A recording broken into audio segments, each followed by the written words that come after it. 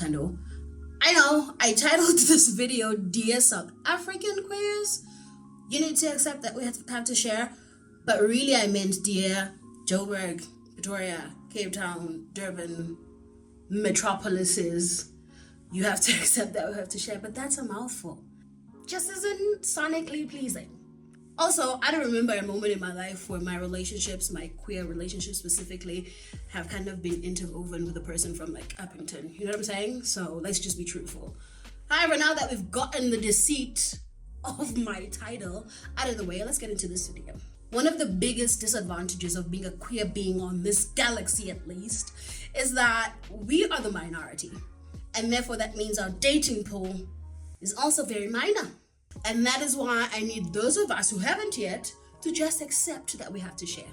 You might beg to differ if you're a person that vibes with like online dating, with the advent of social media and the internet at large, of course, or if you're a person who's not averse to long distance relationships. When I say long distance, I mean like worldwide, because maybe you have the emotional bandwidth or the deep pockets for it. However, for most queer South Africans, neither of those options are viable to hone a relationship, particularly if you're looking for a long-term one. If you're struggling to accept this concept of having to share the members of the community amongst ourselves, allow me to just outline a few ways in which our dating pool keeps shrinking the older we get, especially in the queer community. For me, I find that it's two main reasons. The first layer of the reason why our dating pool keeps shrinking as we go older is, for some of us, we have to remove a few letters out of the acronym LGBTQIA+. I'm very fortunate in that I think it's only the G that I wouldn't date in the alphabet. But for a lot of members of the LGBTQIA+ constituency who are way more stringent about where in the spectrum of sexual orientation / gender identification they will or will not date. Some lesbians will only date lesbians. Some bisexual people will only date other bisexual people, particularly because of the biphobia they've experienced at the hands of other members of the people in the community they belong to. Some trans people will only date other trans people because of the violence that's out there towards trans bodies. Some queer people won't even go near gays and lesbians because of how obsessed we are with our proximity to heteronormativity, and how narrow-minded we can be. And I get it. So for me at this level, I'm still okay because I've got a wider spectrum of people I'll date in the community. But for a lot of queer people, the dating pool is already shrinking quite a bit. The second layer why our dating pool shrinks even further as we grow older is the tax bracket. And subsequently, there are subcategories under the tax bracket that also inform who you'll date and who you will not date. This one obviously reeks of classism, but it is what it is, so let's talk about it. When I was in my late teens / early 20s, the tax bracket didn't even matter. It's not something that was in my radar. I didn't even think about it. You just dated who you wanted to date because most of the time they were gay and babakaza, and that's all you wanted from them. I remember the only safe space we had to be our lesbian selves was OC, Open Closet. Shout out to Dulcie, BB, and I forget the other lady that they collaborated with to make sure that we had OC every end of the month. People would take a bus from Durban, catch a taxi from Pretoria, catch a taxi from Soweto at the end of the month to meet there by Melville Roxy's. It was amazing. It was fun. It was cool. I don't remember ever caring about who drove what car, who was hanging out with whom, who earned what, who was working where. No one cared. We were just there because, oh my goodness, there's like a whole community of other queer people. We can do this, we can hang out, we can find our booze if we have to, if we want to, in this space. And that's all that mattered. But from the age of like 26 until now, that's all fallen away. I no longer have like a litany of queer people from all walks of life at my disposal. The reason for this, I think, is because of my hobbies, my interests, and my taste in people in general. It's really been narrowed down and kind of curated to the person that I've become. Which leads us to the sub-layer of the tax bracket, which is your interests, or my interests at the very least. This year, I got close to somebody who collects art and is into art. She's invited me to a few exhibitions. Before that, I definitely thought art was elitist. I couldn't understand it. It was not for me.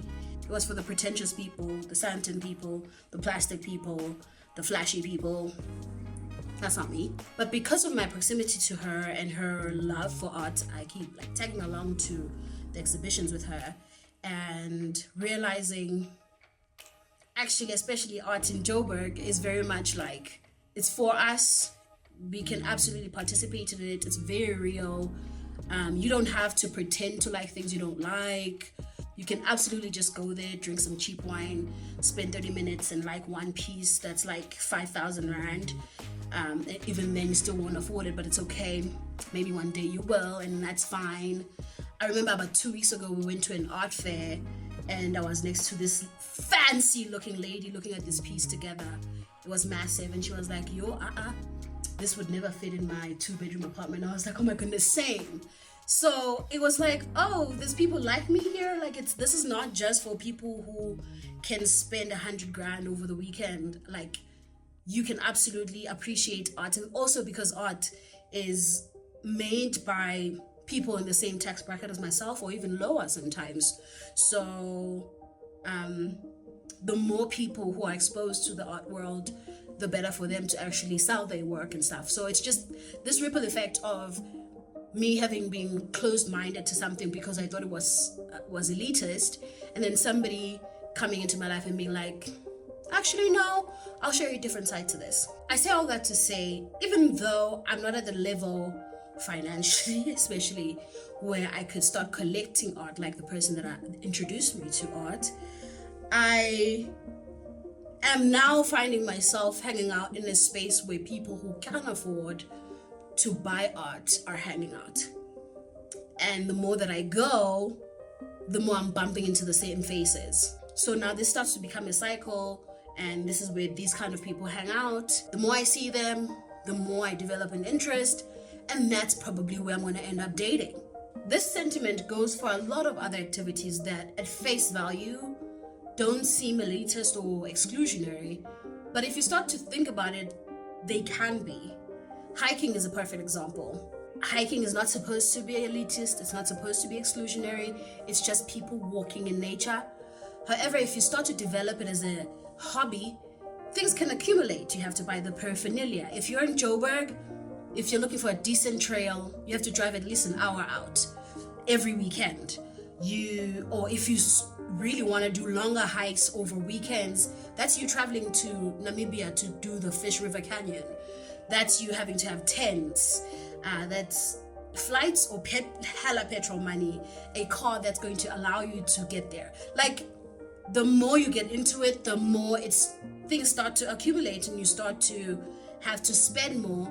And I feel like that's where people then take a seat back, because it's like, okay, I can afford to go hiking in Mahuba's Hlophe once a month, but I definitely can't do it at a level that I'm really interested in. But people who have the funds, people of a certain tax bracket, are able to do that, and that's where they meet up, and that's where they develop interest for each other, and that's where they're going to end up dating, because there's a person who's interested in a thing at a level that I am, but really someone else might be. It's just that they can't afford to be interested in the same activities that you are at the level that you're at, because they don't have the access or the finances. And this is not to say that there aren't any alternatives. For instance, if your interest is live music, festivals, those two can start to get really steep. If you're thinking, maybe I want to go watch Bush's show, ticket is $300. I need the ticket, I want to look nice, so maybe I'm going to buy an extra like nice top or a nice dress for the show, and I'm going to have dinner with people, I'm going to have drinks. Things start to add up, and the show that was 300 Rand ends up costing you like 800 or towards 1,000. Festivals, Afropunk, perfect example. You're spending a weekend at a music festival, you're paying upwards of 1,000 for the tickets for the weekend. The drinks there are mad expensive. You're gonna have to add another like $800 just for drinks for the weekend. You're gonna need parking at the place or money for Ubers every single day of you being there. And then you're gonna need outfits for the 3 days. Do you see what I'm saying? Like, it seems as though, oh my goodness, it's not that expensive for you. I don't have to remind you of the statistics of our unemployment rate in this country. It's bad. So affordable is super, super subjective. I digress. Back to me saying there are affordable options. So if you are into music, there are free festivals, there are free events, there are inexpensive, subjectively, events that you can attend. However, that's going to be like here and there. That's not a space where you can keep going if you're looking to mingle and find people that you might be interested in to date. Some people will absolutely pay like the 500 Rand to be on a bees on a couch soiree for the queers, just because they know, I saw somebody posting on Instagram and they're definitely going to be there and I want to be in the same space as them. Maybe that's when I'll shoot my shot. But not necessarily because they're actually interested of bees on the couch soirees. You feel me? Not everybody has that kind of money. Nobody has that kind of access either. So the same people are going to be circumventing each other because you have the same interests and you can afford the same interests. In closing, I'm losing light.